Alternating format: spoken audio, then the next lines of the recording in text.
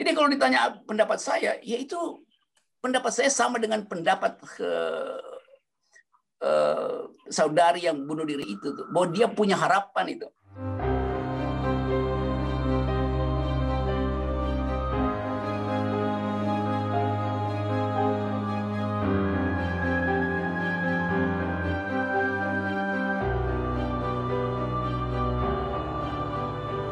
Balik lagi bersama saya di Bincang Hukum Geolife.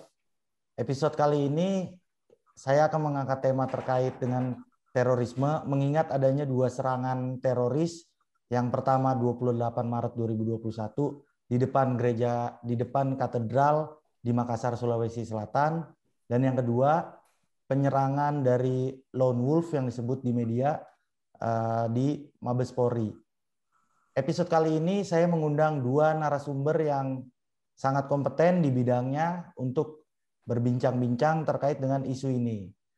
Narasumber kami yang pertama adalah Bapak Soleman B. Ponto, yaitu Laksamana Muda TNI Angkatan Laut, mantan Kepala Badan Intelijen Strategis TNI AD tahun 2011-2013,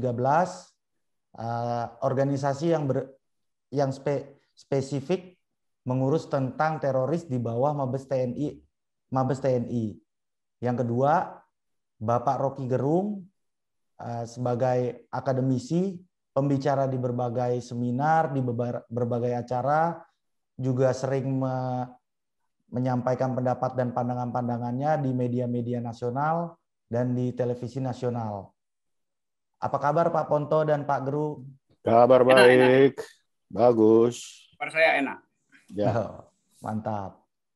Ya Pak, kita langsung aja Pak. Yang pertama saya ingin ke Bapak Rocky Gerung dulu terkait dengan statementnya Pak di media. Pak Rocky Gerung, di media ini Bapak dilansir dari YouTube Bapak, ya kan? Menyatakan seperti ini Pak. Tentu terorisme itu ada. Yang menjadi teroris ada yang ingin menghasilkan kekerasan dalam memaksakan kepentingan politik. Nah, kaitannya ini yang saya mau tanyakan, Pak. Memangnya serangan teroris ini itu kepentingan politik atau kepentingan apa, Pak? Menurut Pak Rocky Gerung. Yang saya maksud adalah bahwa kekerasan itu built-in di dalam sejarah manusia itu. Selama manusia itu masih punya gigi dan kuku, kekerasan itu melekat pada dia tuh. Karena itu adalah evolusi genetik dari masa kita berburu. Kalau kita takut pada binatang liar, maka kita berburu. Berburu itu adalah cara untuk menghalangi binatang liar menerkam kita, karena gigi kita tidak sekuat lagi dengan binatang liar, kuku kita tidak sekuat dengan itu. Jadi the dark side of human psychology ada di dalam biologi manusia. Jadi teror itu built-in di dalam kemanusiaan. Ini keterangan sebut aja ekopsikologinya begitu. Jadi tidak mungkin teror itu dilenyapkan. Bisa dilenyapkan, bisa kalau kuku dan gigi kita sudah nggak tumbuh tuh. Evolusi itu mungkin panjang sekali. Kapan itu terjadi? Ketika sebagian dari tubuh kita dikendalikan secara digital aja tuh, bukan sebab-sebab natural yang kita bawa dari 4 juta tahun yang lalu tuh. Jadi itu soalnya tuh. Nah sekarang ada bagian yang unik pada diri kita, yaitu ketika kita masuk di dalam situasi yang disebut civil society, civilized society itu. Apa itu? Kita memperoleh identitas baru tuh. Yaitu kita berkerumun ini bukan menghadiri undangan selebritis ya. Berkerumun sebagai warga negara untuk menikmati yang kita sebut privacy kita tuh. Nah, kerumunan itu yang kita sebut komunitarian. Dengan berkerumun kita share value. Jadi ada komunitarian value.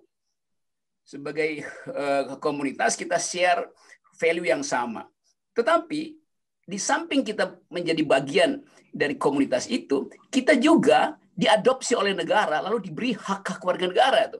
Jadi negara mengambil alih identitas komunitas saya, identitas komunitarian saya, lalu ditukar dengan identitas publik yang disebut citizenship itu.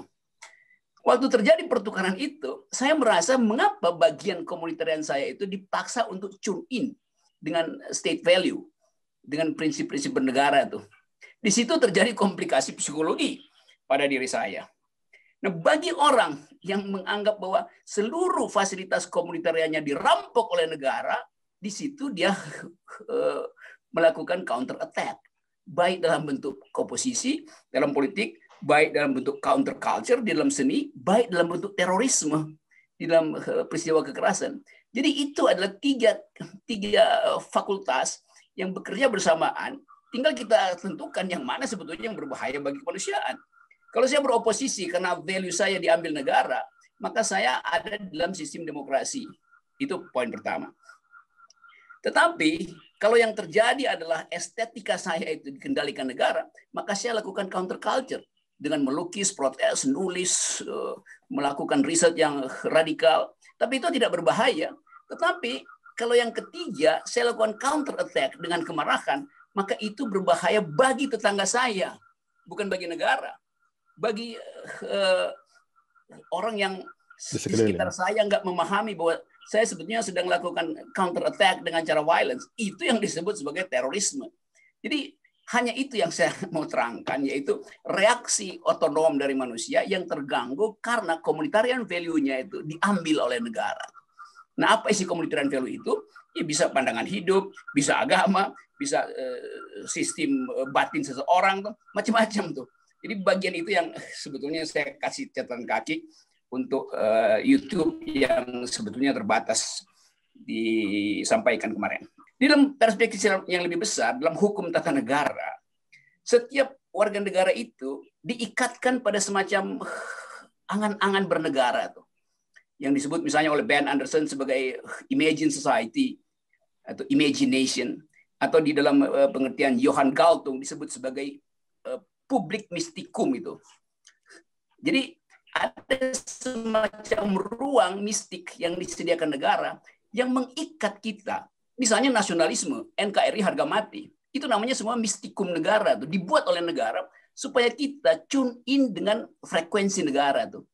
Pada waktu kita tune in dengan frekuensi negara, frekuensi privat saya hilang itu. Maka terjadi ketegangan antara value negara dan value privat saya itu.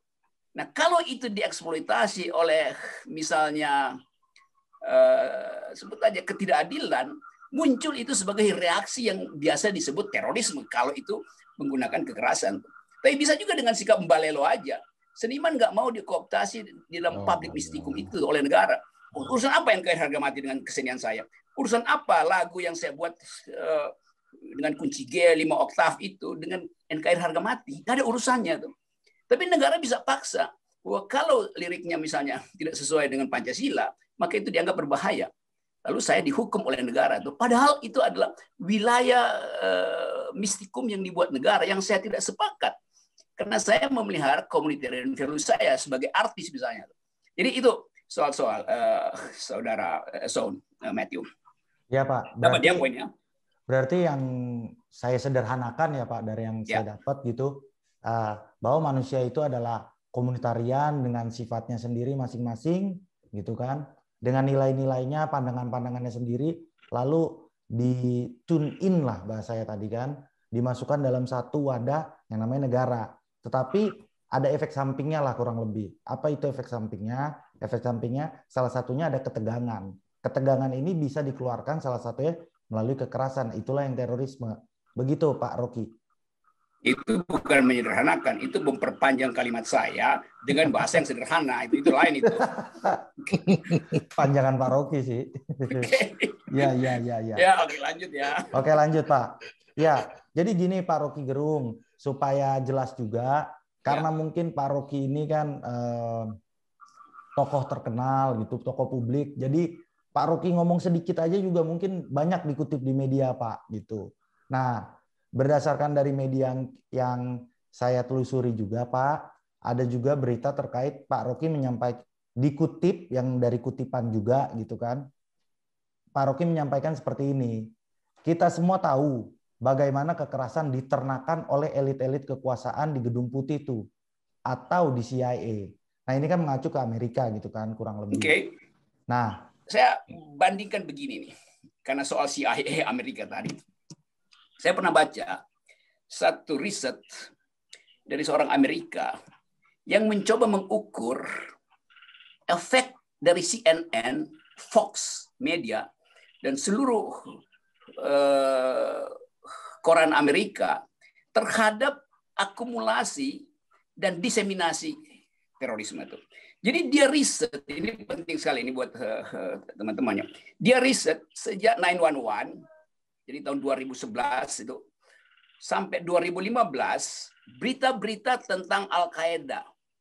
Lalu dia bikin studi statistik. Dia temukan bahwa di dalam 30 menit, di dalam 1 menit dari durasi 30 menit pemberitaan pers Amerika tentang Al-Qaeda, itu menghasilkan 4,9 casualties, korban. Jadi artinya setiap kali Amerika mengulas Al-Qaeda, itu terjadi penambahan terorisme sejumlah 4,9 orang per 1 menit berita itu. Jadi bayangkan, kuantifikasi terorisme diukur bahkan seperti orang belajar tentang content analysis itu. Ini menunjukkan bahwa kita mau studi terorisme itu sebetulnya bukan lagi asal usul atau social origin atau asal usul rohani dari terorisme, tapi fungsi media. Jadi kira-kira dia mau bilang ini, kalau media nggak ngomong, itu nggak bertambah kegiatan Al-Qaeda tuh. Karena media ngomong, setiap kali media ngomong 1 menit, jumlah korban itu bertambah 4,9 orang tuh, atau bulatin 5 lah. Itu dari periode ketika bom 911 itu sampai 2015 dia ukur seluruh hasil riset itu. Jadi bayangkan, ada riset yang kuantitatif, tapi ada riset juga yang hermeneutics untuk memahami tadi jalan pikiran dari seorang teroris itu. Apa sebetulnya yang ada di belakang pikirannya?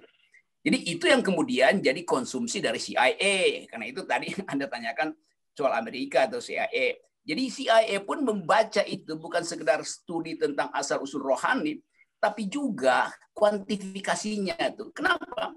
Karena containment masih diperlukan. Kan itu dasar pikirannya. Oke, saya terlalu panjang nih. Silakan Pak Wonto. Ya Pak. Jadi memang saya setuju Pak. Jadi kalau kita berbicara teroris itu kan kalau kita ya intelijen berbicara memang dia itu kan ada di dalam otaknya. Prinsip kerja kita saja, kita kan itu tidak kelihatan, belum tentu tidak ada. Adapun belum tentu itu bentuknya. Nah, apa yang di otak kita kalau tidak disampaikan seperti tadi, ya tidak jalan. Jadi betul Pak Rocky tadi, dia membutuhkan corong. Jadi corong semakin keras, semakin di sana juga terbakar.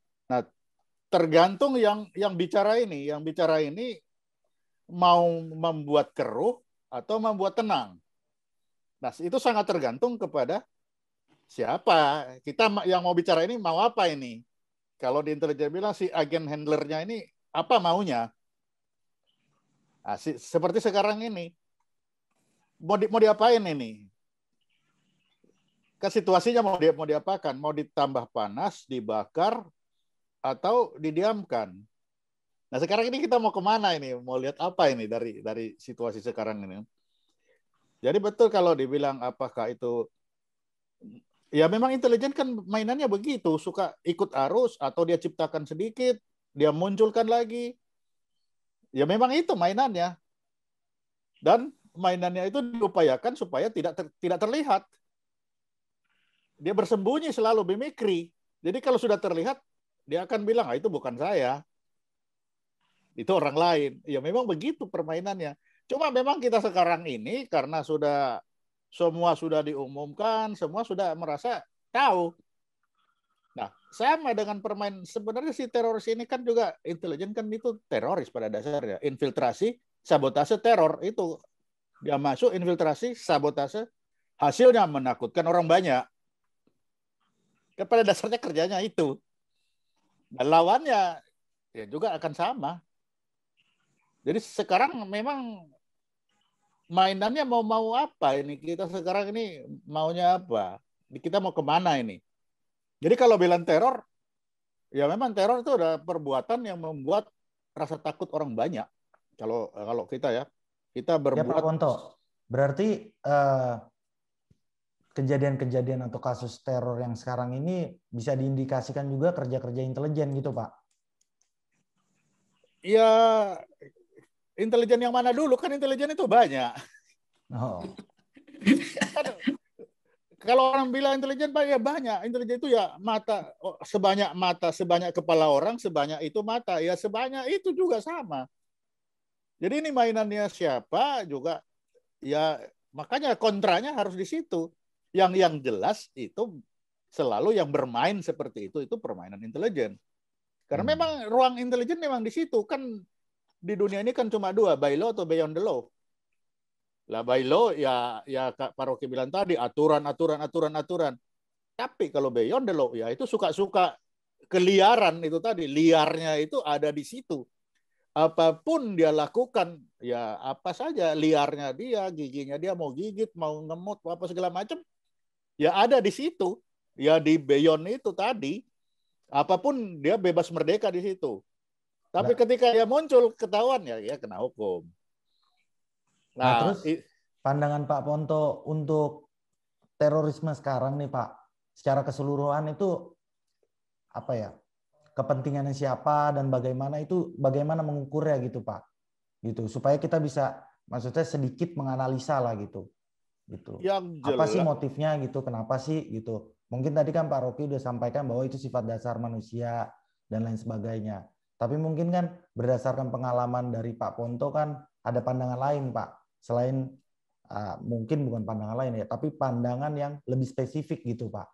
Ya, yang jelas itu ya itu tadi kelompok atau orang-orang yang merasa haknya diambil oleh negara, dipaksakan oleh nilai-nilai baru.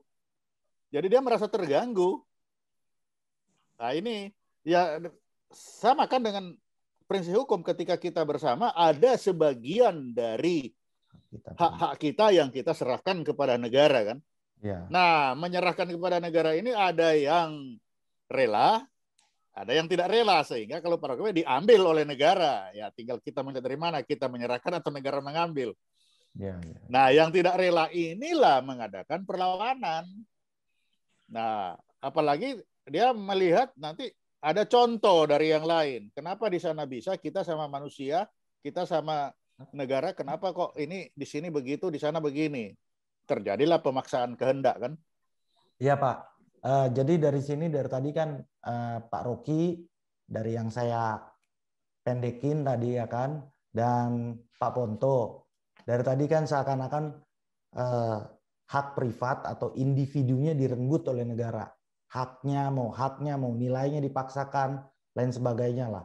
Nah pertanyaannya untuk teroris ini aja ya, khusus untuk teroris ini, itu hak apa sih yang diambil atau nilai apa sih yang diganggu oleh negara sehingga dia langsung melakukan terorisme gitu Pak. Maksudnya to the point gitu. Nilai bagian mana, pandangan yang mana, hak yang mana gitu Pak. Kalau soal to the point itu urusan BNPT itu, to the point. Tangkap, dor. Itu to the point.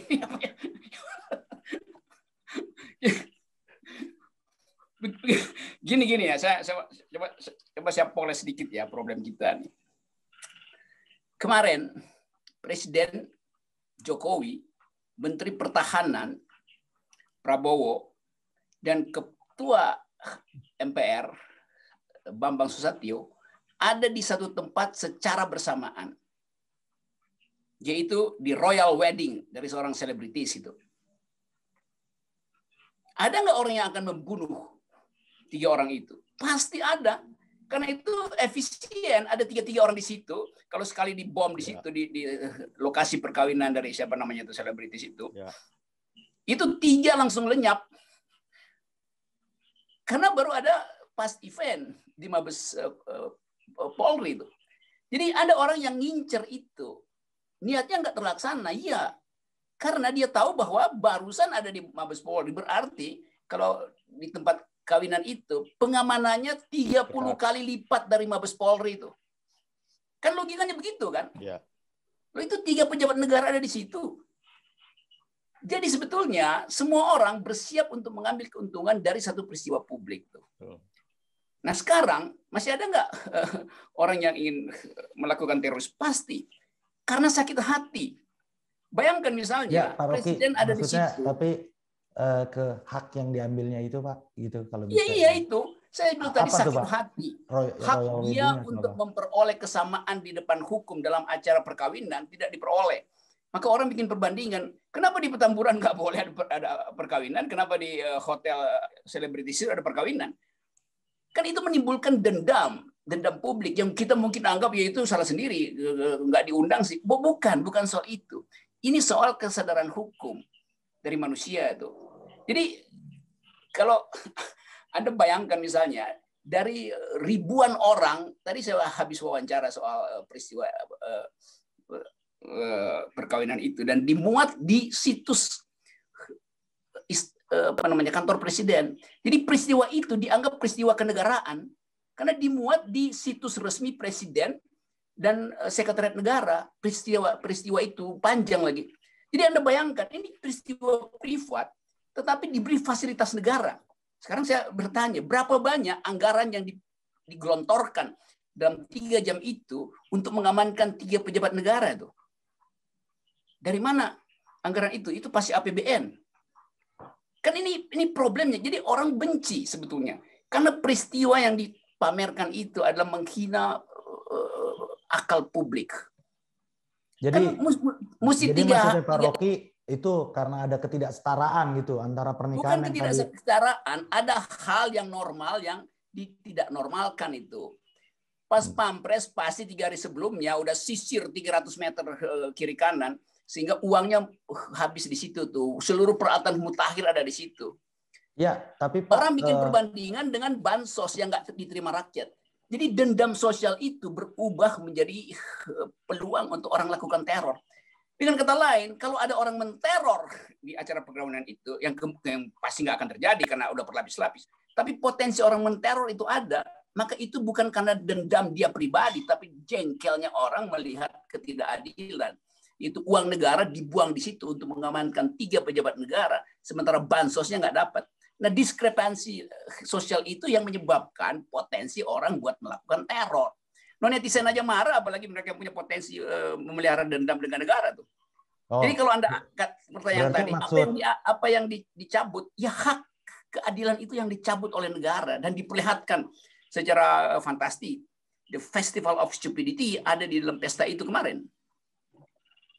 Ya Pak, tapi kan masalahnya juga yang saya mau tanya Pak Rocky juga, itu perkawinan yang dari tadi Pak Rocky sampaikan sebelum apa sesudah terornya itu ya Pak? Maksudnya mungkin itu contoh gitu kan, bahwa ada bukan contoh, potensi orang untuk menteror perkawinan itu nyata ada. Kenapa kalau tidak terjadi? Karena berlipat-lipat dilakukan pengamanan setelah ada teror di Mabes Polri. Jelas setelah Mabes Polri kan?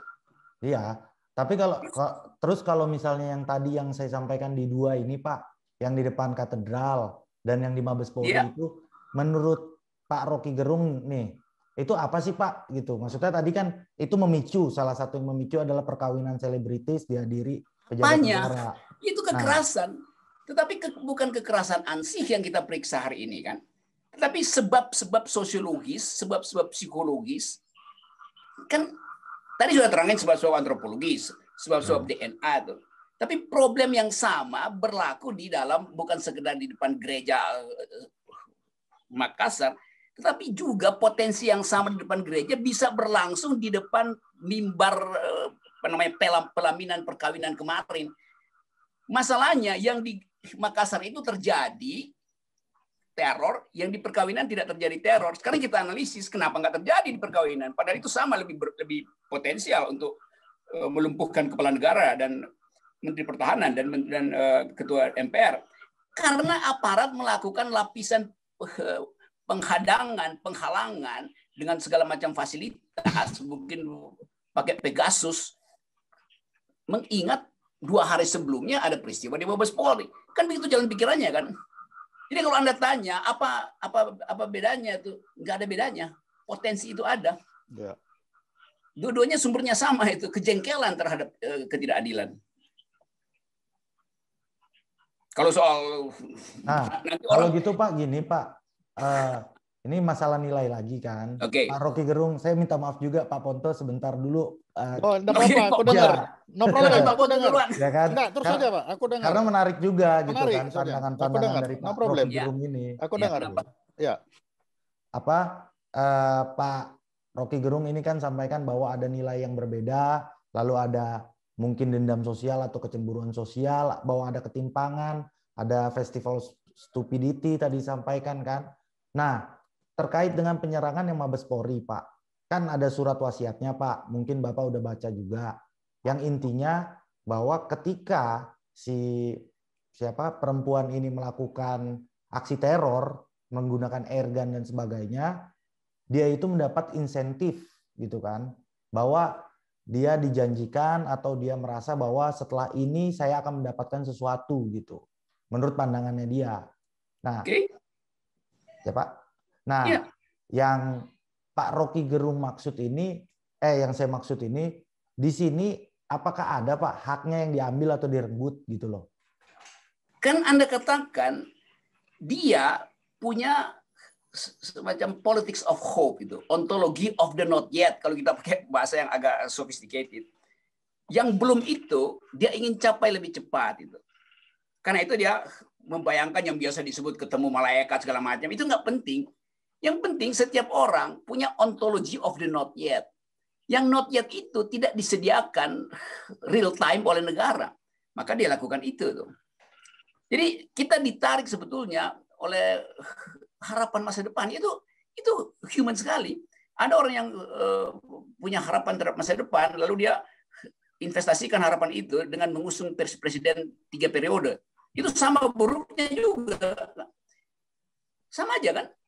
Kan saya berharap ada kemajuan dalam bangsa ini, maka saya pergi ke MPR, call MPR supaya Presiden Jokowi dijadikan 3 periode itu. Bagi MPR baik, bagi saya buruk itu. Nah, sekarang orang yang sama punya harapan melampaui 3 periode bahkan, yaitu ingin cepat-cepat tiba di surga. Siapa yang mau larang? Itu hak dia. Yang jadi soal intelijen tidak bisa menghalangi dan tidak bisa memantau gerak-gerik seseorang yang dianggap ingin melakukan tindakan penyerangan. Kan itu aja soalnya. Jadi kalau ditanya pendapat saya, ya itu pendapat saya sama dengan pendapat saudari yang bunuh diri itu tuh, bahwa dia punya harapan itu. Nah, kalau itu, sekarang tadi kan Pak Rocky udah ya kan dari tadi. Oke. Kalau pendapat dari Pak Ponto gimana Pak? Bahwa ada harapan gitu yang membuat orang menjadi teroris gitu loh. Ya kan? Pendeknya begitu Pak Rocky Gerung ya. Nanti panjang lagi. Kalau saya kutip semua kan panjang juga Pak, bukan kutip namanya Pak. Ya. Ya oke dah. Jadi memang kalau dilihat sekarang ini, para teror yang menjadi teror bunuh diri ini kan semua mereka punya harapan. Dia maunya yang laki-laki diterima di sana katanya oleh bidadari, kan itu harapannya dia. Ya memang kalau dia mau pergi ya pergi aja, pergi kamu sendiri. Tapi masalahnya kalau pergi terus ngajak-ngajak yang sekeliling, kan itu yang masalahnya. Kalau dia mau pergi sendiri ya pergi aja. Yang jadi masalah itu sekelilingnya. Nah, ya, sekelilingnya ikut. Bisa-bisa kita yang ada di sekelilingnya. Itulah yang sebabnya dia jadi teror. Dia menakutkan orang-orang yang kebetulan tidak ada yang ada di sekitar-sekitar situ ikut sama-sama. Kan itu yang jadi masalahnya. Nah, yang pertanyaannya mengapa dia mau ingin ke sana kan? Nah, itu. Atau apa yang mau kita lihat? Bagaimana supaya dia tidak berpikir ke sana atau mengapa dia ke sana? Mengapa dia ke sana ya seperti Pak Rocky Gerung tadi, ada harapan. Dia punya harapan kalau begini saya dapat apa. Kan itu yang membuat dia rela mati di sana. Nah, ya memang maunya dia. Bagian kenapa kan tadi Pak Rocky Gerung sudah sampaikan dari awal sampai dari tadi gitu kan panjang. Nah, bagaimana supaya orang tidak berpikir seperti itu gitu Pak Ponto? Ya pendidikan lah. Ya Pak? Pendidikan. Ya dididiklah sebaik-baiknya. Supaya pikirannya jangan sampai ke sana. Lah, paling tidak tadi. Gimana Pak? Kalau pendidikan. lagi, Pak. Jadi Nah, seperti tadi Pak Rocky Gerung sudah bilang kan, bahwa ketika kita bergerombol bersama, ada hak-hak kita yang diambil negara atau disamakan. Nah, supaya orang-orang ini tahu, dia sadar ada hak-hak yang diambil, bahwa dia tidak bisa memanfaatkan semua, orang ini harus dikasih tahu. Kamu bersama ini tidak bisa sebebas di tempat yang lain. Di sini ada aturan-aturan yang harus dipenuhi. Nah, aturan ini bisa tidak sama dengan yang lain. Di sana kok bisa? Iya, di sana bisa. Di sini bisa tidak bisa. Nah, itu harus dikasih tahu dari awal. Dari dia kecil sampai dia besar harus dikasih tahu, diisi otaknya itu. Bahwa ada aturan-aturan yang harus dipenuhi. Nah, apakah negara ini sudah buat? Sudah. Itu ada di Undang-Undang Nomor 3 2002, Undang-Undang Pertahanan Negara, dalam bela negara itu ada.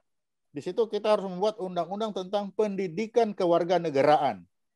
Nah, bagaimana di situ kita mau mendidik manusia-manusia ini supaya sebagai warga negara ini, bagaimana dia harus bersikap sebagai warga negara Indonesia?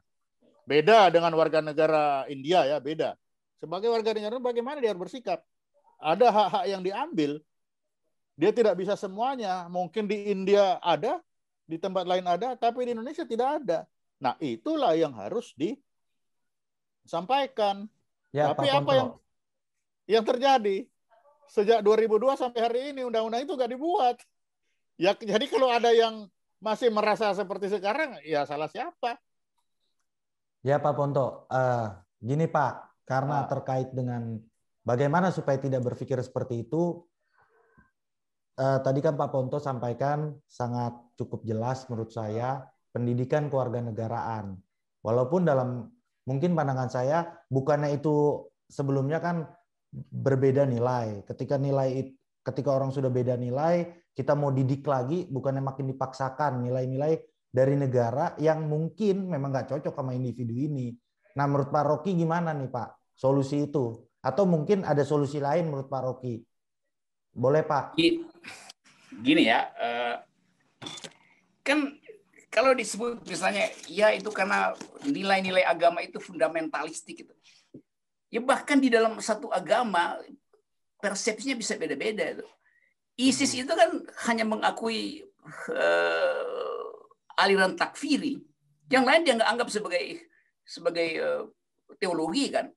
Jadi sebetulnya problem kita hari ini kalau mau dipersoalkan sampai pada core self seseorang, setiap orang selalu ingin memperoleh human rights.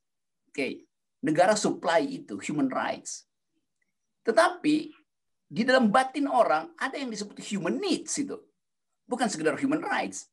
Negara tidak paham yang disebut human needs. Tapi negara sok tahu, maka dia pukul rata.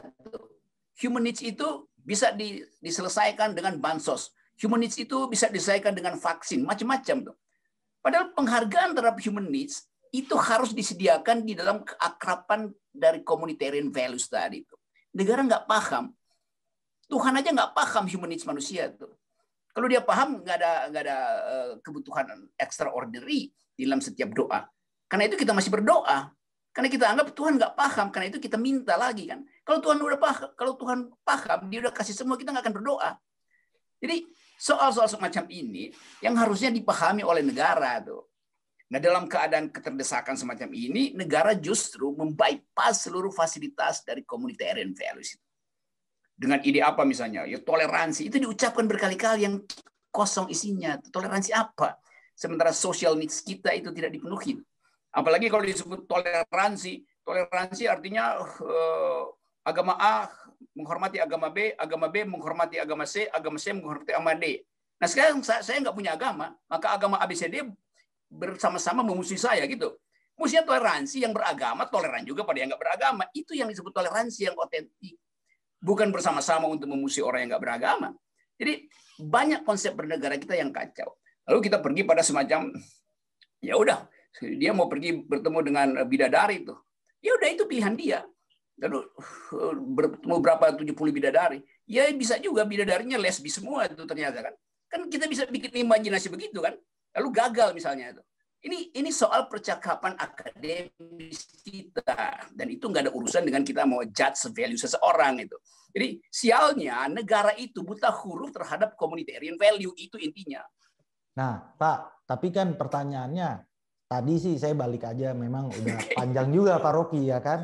Tapi pertanyaannya sih bagaimana memutar gitu loh ibaratnya supaya ini orang tidak berpikir seperti itu Pak gitu. Dalam artian gini, oke lah tadi ada nilai-nilai komunitarian yang mungkin setiap individu berbeda, dipaksakan negara, akhirnya resisten, ada perlawanan, ada ketegangan, muncul corongnya tadi kata Pak Ponto melalui kekerasan salah satunya atau terorisme. Nah, sekarang maksudnya yang saya tanya Pak, supaya orang nggak kayak gitu gimana Pak? Gitu. Saya mau didik negara. Cara mendidik negara adalah dengan satire. Dengan kritik. Negara jangan datang ke perkawinan kalau negara pernah membatalkan kerumunan di perkawinan orang lain. Kan begitu supaya fair kan. Jadi negara selalu memancing orang untuk memusuhi negara tuh. Kan dungu kan negara. Dia punya seluruh fasilitas. Kemampuan untuk mengakrabkan warga negara. Dia nggak pakai tuh. Dia bahkan provokasi tuh. Gue nggak datang ke Petamburan, tapi gue datang ke hotel ya. Sama-sama perkawinan. Jadi negara memancing tadi komunitarian value itu tumbuh. Oke Pak. Ya, terima kasih Pak. Obsesif. Soal perkawinannya, iya maksudnya kita jadi gimana ya tentang memang terorisme atau perkawinan gitu. Kebanyakan contoh perkawinannya juga sih Pak. Memang gitu. itu yang saya mau contohkan karena itu akan memancing kebencian sosial, kebencian psikologi. Kan itu kasus belinya kan di situ kan. Ya Pak. Ya. Nah Pak Ponto di berita juga disampaikan nih. Ini pendek ya Pak. Ya. 21 tahun kerja pemerintah cegah teroris. Nothing. Nah, menurut catatan Pak Ponto, dari 21 tahun ini, pencegahannya nothing. Mungkin saya artikan gagal. Oke. Gitu kan. Nah, jadi, ya Pak. Jadi memang cita-citanya kan mencegah supaya orang-orang yang seperti itu kan tidak ada. Supaya tidak ada kan? Ya Pak. Nah, lalu untuk bikin itu, apa yang dibuat? Dibuatlah undang-undang kan, undang-undang sebelumnya kan ada undang-undang tindak pidana teroris, jadi orang sudah berbuat dihukum, lalu direvisi dari Undang-Undang Nomor 5 2018 ya, masuklah pencegahan di sana. Nah, mulai saat itu pencegahan langsung terstruktur seperti ada yang di undang-undang. Nah, apa yang dibilang pencegahan di situ? Nanti silakan Pak Rocky sambung. Pencegahan di sana itu 3 dia bilang. 1, kita harus siap siaga, kesiapsiagaan nasional. Jadi kita manusia-manusia ini yang ada di Indonesia suruh siap siaga. Nanti ada teror yang akan datang. Itu mencegah. Yang kedua, nanti itu kontraradikalisme katanya. Kontra. Jadi kalau ada pandangan-pandangan radikal, kita buat kontra. Tapi radikal ini seperti apa? Radikal terorisme itu apa? Kan tidak jelas dalam undang-undang itu. Hanya radikal terorisme. Seperti apa di sana. Nah, yang ketiga, orang-orang yang sudah berbuat itu, judulnya deradikalisasi. Jadi yang sudah berbuat itu mereka dianggap radikal. Nah, karena dianggap radikal, mereka harus dideradikalisasi. Dikasih tahu, kamu itu radikal. Tidak boleh seperti itu. Inilah tiga langkah pencegahan yang sudah secara resmi diundangkan.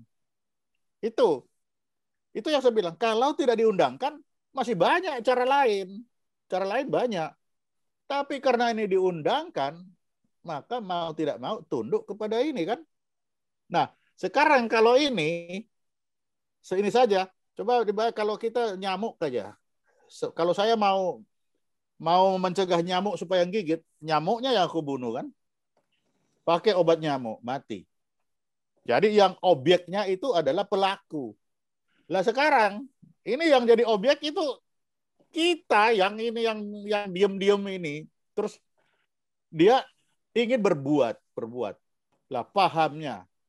Dalam pencegahan itu kan radikal sama kontra itu pahamnya hanya paham. Nah, padahal kita kecilkan di undang-undangnya ya. Karena ini diundangkan, masalahnya diundangkan. Kalau tidak diundangkan lain masalah. Karena diundangkan. di undang-undangnya sendiri tindak pidana teroris itu adalah tindak pidana yang memenuhi unsur-unsur pidana. Pencegahannya suruh siap siaga, suruh kontraradikal, dan deradikal. Yang itu tidak berbicara tentang perbuatan. Itu berbicara tentang paham. Angan-angan di otak. Ini kan tidak match ini. Nah, karena tidak match, ya itulah jadi terus seperti sekarang. Karena tidak match. Jadi artinya pencegahan kita gagal karena legal formalnya, Pak. Iya, karena iya jelas. peraturan perundang-undangannya. Karena kita bikin aturan seperti itu. Ya itu jadinya seperti itu.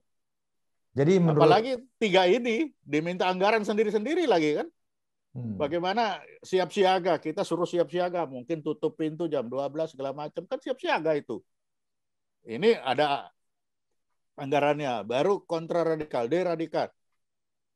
Bilang deradikal kita aja, orang intelijen itu tidak mau pakai deradikal. Kita berbicara, ayo kita diskusi untuk penyamaan persepsi.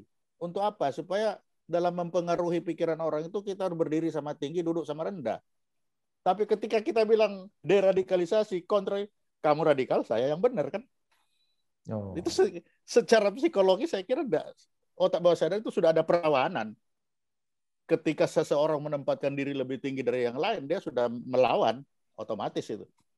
Nah, dari situ saja, makanya saya tidak sependapat mulai ketika undang-undang itu direvisi. Saya bilang ini undang-undang ini akan membuat masalah. Karena dari pencegahan kan itu pekerjaan yang sangat-sangat cair.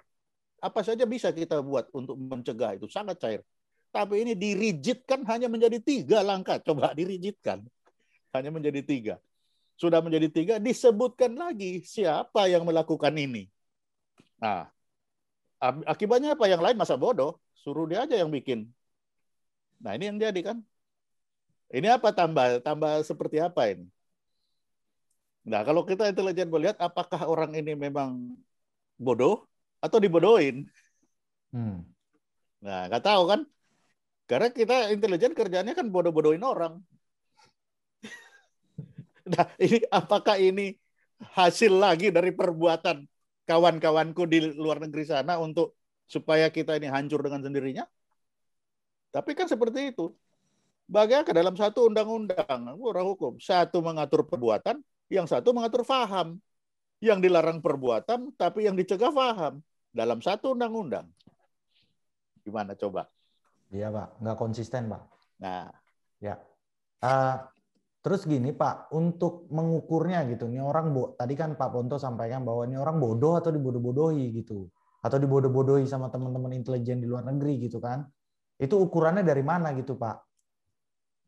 Nah, ukurannya tanya Pak Rocky nanti. Yang benar itu seperti apa, kemudian kenyataannya seperti apa ya tanya. Panjang lagi nih. Lah iya kan. Gimana jadi Pak Rocky? Yang seharusnya itu kan hanya Dasolen sama Dasein. Ya, seharusnya Pak. Bagaimana, kenyataannya seperti apa, kan kelihatan itu. Kelihatannya seperti apa itu memang tidak tahu atau karena dibuat tidak tahu. Nah itu. Kira Pak Rocky sendiri coba bagaimana Pak? Mencegah dengan 3 langkah itu kira-kira gimana Pak itu? Pencegahan yang kita anutkan sekarang itu. Gini ya, ini saya nggak bodoh-bodohin orang, saya dungu-dunguin orang itu. Coba begini ya, kan begitu diformalkan langkah-langkah pencegahan, yuntoh penindakan, maka berhentilah kemampuan manusia untuk membaca the darker side of human psychology. Betul. Karena nanti ada manualnya tuh. Teroris itu tidak bisa diatasi dengan manual. Yang bisa itu penggerbekan, itu ada manualnya tuh. Tapi paham di dalam pikiran, itu dia oscillating selalu tuh. Dia bergelombang, bergoyang mengikuti realitas itu. Jadi kalau kita mau berdamai artinya merawat kemampuan kita untuk memahami orang lain, cara paling otentik adalah liquefied communitarian value. Bukan likuidasi. Pemerintah mau likuidasi communitarian value. Padahal mestinya dia di-liquefied, dibikin cair. Itu soalnya tuh. Yang kedua, supaya jadi lebih pendek lagi tuh, kita harus membayangkan bahwa kekerasan itu, dalam kurung pelaku kekerasan, alam pikiran kekerasan, itu dia berayun. Karena dia selalu melihat momentum, yaitu menginginkan ada semacam penerimaan publik. Karena dia tahu bahwa kalau dia lakukan sebuah aksi kekerasan atas nama keadilan, pasti ada yang bertepuk tangan. Karena begitu banyak orang yang merasa tidak adil. Jadi dia sebetulnya secara self-fulfilling menganggap bahwa dia sedang mewakili pikiran ketidakadilan banyak orang. Itu yang mesti dipahami tuh soal ini. Itu penting sekali tuh. Karena itu kalau dia nunggu media masa publikasi dia, itu dia bukan karena dia ingin dipublikasi, dia ingin tahu bahwa ada orang yang mendukung aksi terorisme dia tuh. Itu poinnya. Nah, karena itu kita tidak boleh mengatasi terorisme itu juga dengan perilaku yang kaku. Kita mesti bayangkan bahwa kalau kita mau nangkap layang-layang, kita harus berdansa bersama layang-layang. Jadi kalau mau mengendalikan terorisme atau sebutannya dengan kata kasar menangkap teroris, kita harus bayangkan kita sedang menangkap layang-layang, bukan menangkap bola baseball. Kalau bola baseball saya bisa tangkap itu dengan kalkulasi fisika sederhana, arah angin berapa, gravitasi berapa, sudut elevasi berapa, maka saya bisa tangkap secara mekanis itu. Tapi kalau kita mau menangkap layang-layang, kita mesti bergembira, bahkan bermain bersama layang-layang itu. Karena nggak ada rumus menangkap layang-layang. Demikian halnya kalau kita mau mengandaikan bahwa kita ingin bertemu dengan manusia, kita harus bergaul dengan manusia. Bukan kita yang jadi mesin, atau kita jadikan dia mesin gitu kan. Jadi begitulah prinsipnya tuh, supaya diperpendek. Jadi terorisme hanya bisa diatasi dengan cara tanpa ketegangan. Anggaplah kita sedang menangkap layang-layang. Itulah esensi penggalangan yang ada di Ya, intelijen. itu namanya penggalangan. Ya, itulah penggalangan. Oke, berarti apa tadi namanya negara membuat hubungannya cair gitu kan dengan komunitarian value itu tadi sendiri kan gitu. Tapi Pak Rocky, terakhir ini saya mau tanya, kalau memang sudah bertentangan itu mencairkannya mungkin nggak ada rumusnya ya, tapi Pak Rocky ada bayangan nggak sih Pak sebenarnya gitu? Ada. Ya bayangannya gimana gitu kalau memang bertentangan? Nggak ada yang bertentangan. Bertentangan itu karena tidak ingin mengambil sama dengan prinsip yin and yang itu. Di dalam titik hitam ada bagian putih, dalam titik putih ada bagian hitam itu. Jadi percakapan berwarga negara itu tidak diajukan sebagai proposal publik oleh negara. Negara hanya mau bercakap-cakap satu arah dengan warga negara. Kan percakapan artinya ada rasio komunikatif kan, supaya terjadi dalam istilah teknisnya ideal speech situation. Nah, kita hanya bisa bercakap-cakap di udara terbuka. Pemerintah hanya mau bercakap-cakap di gorong-gorong. Siapa yang dengar? Ini intinya begitu.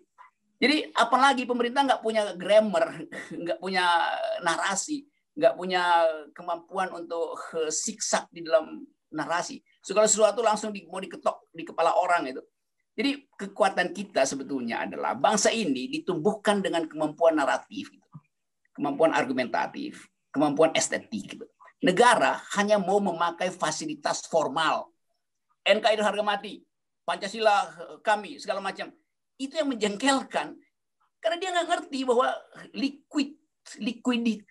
liquefied communitarian value itu yang justru akan menyebabkan kita berembun bersama gitu, bukan berkeringat bersama. Berkeringat silakan negara, memang tugas negara berkeringat. Tapi kita mau bermain embun, itu lebih lembut dibandingkan dengan keringat karena masuk gorong-gorong tiap hari. Oke.